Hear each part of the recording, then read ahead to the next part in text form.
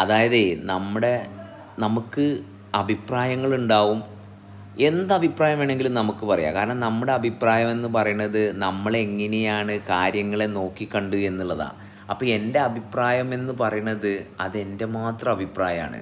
അപ്പോൾ അഭിപ്രായം തീരുമാനത്തിൽ എത്തിക്കാൻ വേണ്ടിയിട്ട് അല്ലെങ്കിൽ അതിനെ ഒരു തീരുമാനമാക്കി മാറ്റാൻ നോക്കുമ്പോഴാണ് എവിടെയെങ്കിലും അടിയോ വഴക്കോ ഉണ്ടാവുന്നത്.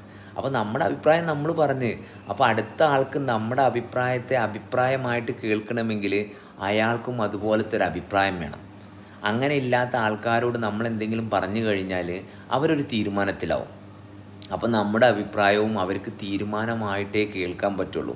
അപ്പോൾ അവിടെയാണ് ഈഗോ വരുന്നത്.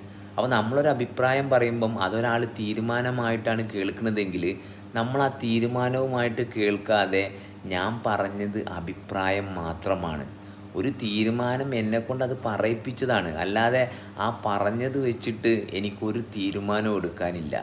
ഞാൻ ജീവിച്ചുകൊണ്ടിരിക്കുന്ന ഈ തീരുമാനത്തിൽ നിന്ന് ചില ശബ്ദങ്ങൾ അല്ലെങ്കിൽ ചില അഭിപ്രായങ്ങൾ എനിക്ക് പറയാൻ സാധിച്ചു. അതെൻ്റെ മാത്രം അണ്ടർസ്റ്റാൻഡിങ്ങിൻ്റെ ഭാഗമാണ്.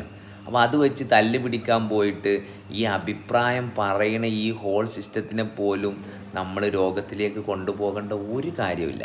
അപ്പോൾ അഭിപ്രായവും തീരുമാനവും തമ്മിലുള്ള ആ വ്യത്യാസം മനസ്സിലാക്കണം. കാരണം അഭിപ്രായം എന്ന് പറയുന്നതാണ് നമ്മുടെ ജീവിതം, അല്ലാതെ തീരുമാനിക്കാൻ നോക്കിക്കഴിഞ്ഞാൽ നടക്കില്ല. കാരണം തീരുമാനം എന്നും ജീവൻ്റേതാണ്.